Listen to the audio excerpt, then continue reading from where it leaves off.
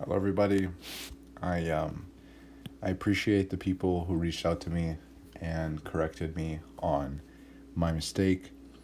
I wanted to record this little short, as promised, to follow up on what I did wrong here. Okay, so we have this -4, and I'm going to go from the top and kind of continue down. We have this -4 lambda, and the -4 lambda, it doesn't like I can include the 4 here. So let me do this. So we have, root lambda I. If I split that up a little bit more, what I can do here is I can have -1 and then root lambda, and then this equals root lambda I. Okay, so going with that, if we analyze our conditions here, we know that to have distinct real roots, I need a lambda that's less than 0. So I now know which of the 3 cases that I'm in from the lecture slides. And let me adjust this by putting that there. Okay, cool. So I know my, and hold on, because I know I did this work separately. Okay, you know what? I'm just gonna go back and do this from fresh. Actually, no, that's too much work.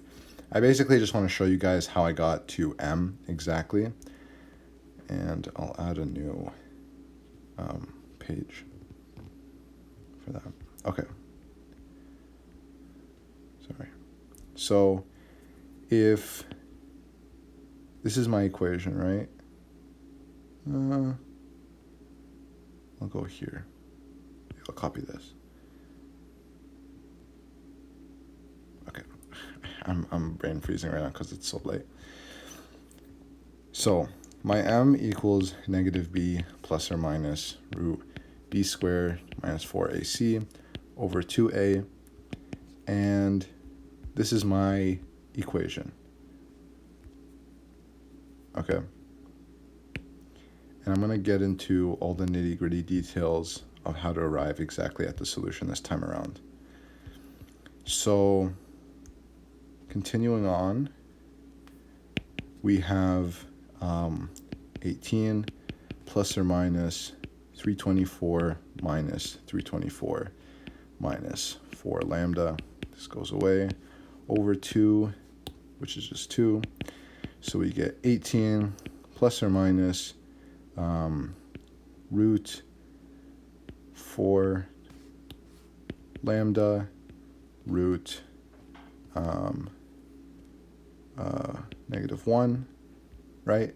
And we're still going just fine here. And then if we split it up, we get 9 plus or minus 2, and the 2's cancel out. So I'm just going to write it briefly, but I get 2 root lambda I over 2. These 2 end up canceling out. So then I have 9 plus or minus root lambda I. Okay, cool. And we know that I need, for analyzing it from this point on, where it was still under the graph, I need lambda to be less than 0. Okay. So then we're back up here. The mistake that I made in the original video was that I put this negative here. That was it's definitely my fault, and this is because I actually had written on my formula sheet incorrectly the Cauchy-Euler, sorry if I'm mispronouncing that equation. So it is really x to the a c1 cos beta ln x plus c2 sine beta ln x. And in this case, if we continue on, what we'll get, so we're told to keep either C1 or C2 as 1. And so what I decided to do is keep C2 as 1, and then sub in my initial condition of y at 1 equals 0. And given that my a equals 9, then I have yx equals x to the 9, c1 cos root lambda, and you have to, I'll tell you guys in a second, ln of 0 plus sine root lambda of ln at 1. Sorry, this is ln at 1. Okay, cool. So what happens here, and this is also not just y because I plugged in my initial equation at this point. This is now 1 and this is 0. And so what I get now here is 0 equals c1. This becomes 0. This whole term becomes 0. So 0 equals c1. And I'm left with, what I'm left with is x to the 9 sine root lambda ln x.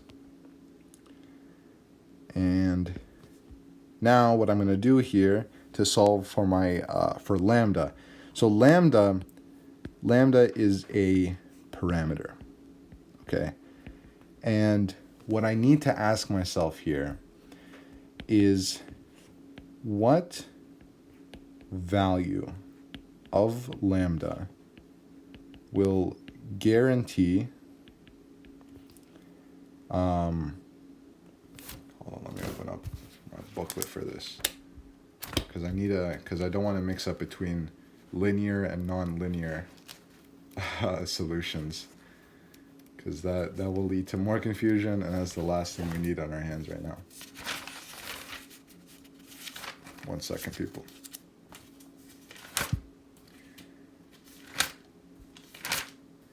Okay. So, what is the value that will get me non-trivial solutions? Okay, it will guarantee non-trivial solutions. And he didn't explicitly say this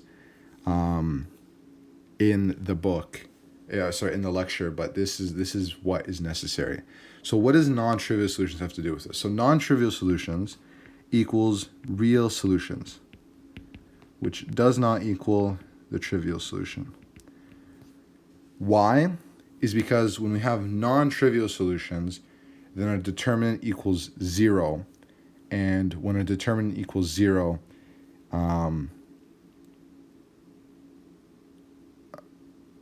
so when our determinant equals 0, that is when we have real solutions, so we have distinct real roots. And that's what we're looking for. So just to kind of repeat that one more time clearly, I'm looking for values of lambda such that this, like the sine function, will return me non-trivial solutions. I want real solutions because I want real distinct roots. And that's it. Okay. So with that being said, I'm going to now use, I'm going to plug in one extra sheet here. I'm going to now use my other initial condition, which is y(e) to the negative 1 equals 0, if I'm correct. Well, let me check here really quickly because I don't have it in front of me. Assignment 4. Yeah, okay. So in this case, what I get is, okay, so I get 0 equals 1 over e to the 9 sine root lambda times negative 1. This is root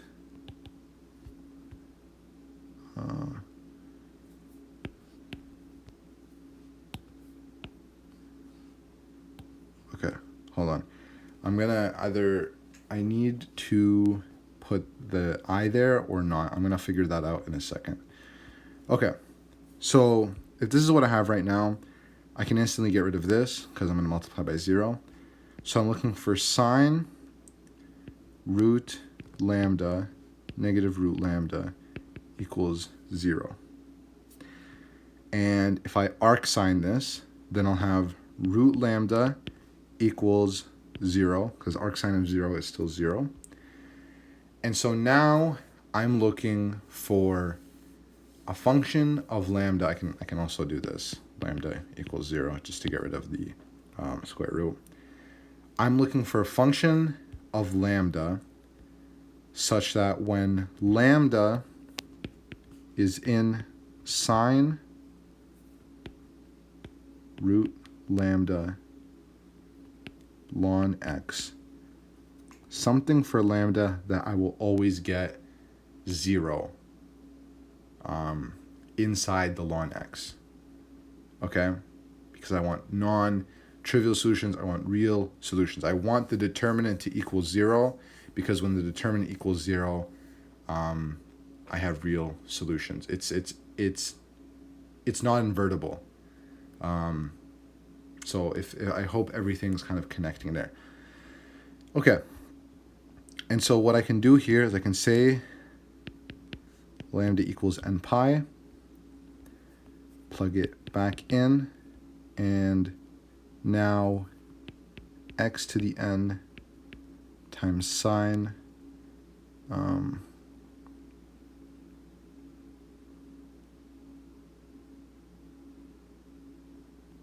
okay, I could also do this just for the sake of it. There we go. Because I know I'm going to have to get rid of this anyways.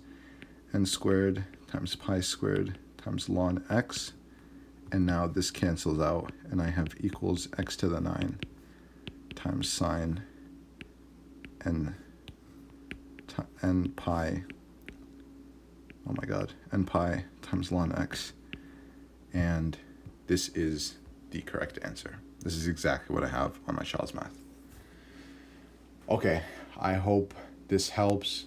One thing I want to just clear up quickly is some people ask me where I got these conditions from. These conditions, we get them in the lecture slides, and I hate to be that guy, but really, we're already given these two for sure. And then if you notice a pattern, whenever we're given like x equals 2 or 3, 4, 1, whatever it is, we always evaluate x at that point. And because we're not moving, it equals 0. So I'm going to hope that, maybe one person suggested that child's math, the Prep 101 person will be better. But if you guys need me to explain this more, then I'll probably be available Monday in class for any questions, or just always DM me. And when I have free time, I'll answer you. But yeah, I hope that clarifies question number 8. Thank you, and we'll see you in the next one.